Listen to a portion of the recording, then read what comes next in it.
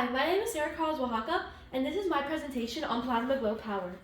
So my question is, which materials will conduct electricity using a plasma globe? So what is a plasma globe? A plasma globe is a model of how electrons flow. So we start at the wall where the electricity comes in and goes through the cord all the way to the center of this plasma globe. The center is a high electroid which takes a bunch of electrons and basically just bursts them out into the inside, which is where the neon gas is around. The neon gas helps let the electrons flow out easier so that when you touch it, you can take it in. So my materials. My materials are rubber, wood, aluminum, and my hand. The independent variable would be the four materials which I used, which I just stated, and the dependent variable would be the electricity being conducted. My control group is my plasma globe and the thermometer I use to take the temperature of my materials. And my constant is the setting on the thermometer, the setting of my plasma globe, the lighting of the room, and the materials I used. So for my procedure, the first thing I did was I plugged in my plasma globe carefully, and I put it in the outlet and make sure it worked basically. And then I put all of the objects on the plasma globe one at a time, and I recorded it. I left them there for 5 minutes each, and I took the temperatures. Then I recorded the data, and I made a chart so I could observe the difference. And then lastly, I determined which materials were conductors, and I was making connections with the hypothesis.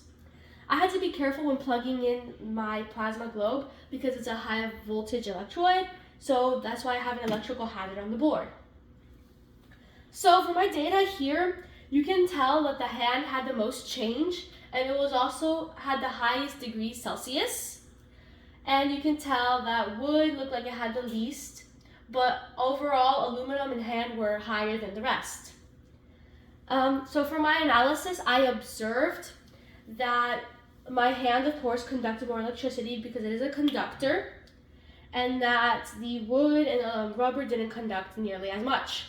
So my hypothesis, which I haven't stated yet, which was if I place 4 objects, rubber hand, aluminum foil, and wood on a plasma globe, then the aluminum foil and the hand will conduct electricity because they are conductors and transfer electrons.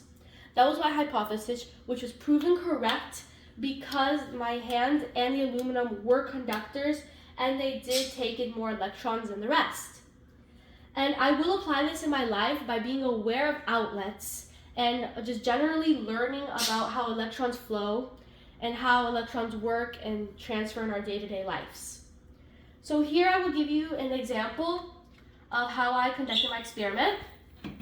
So here, if I put my hand on it, you can evidently tell how it basically takes in all of these electrons. And if I were to put the aluminum, you can also tell how it takes in a bunch. But here, if I were to put the wood or the rubber, you can tell it's not taking nearly as much as my hand. That's because my hand and the aluminum were conductors. Now let's say I'm going to take this light bulb as an example. If I put the light bulb, the electrons go into the light bulb and conduct electricity, which is causing the light bulb to turn on. As you can tell, the light bulb is not connected or anything, but the metal and the materials that were used to make the light bulb are actually causing it to turn on because it is a conductor of electricity. So as you can see, it does conduct electricity, which is, for me, super cool and amazing. And that's it. Thank you for listening.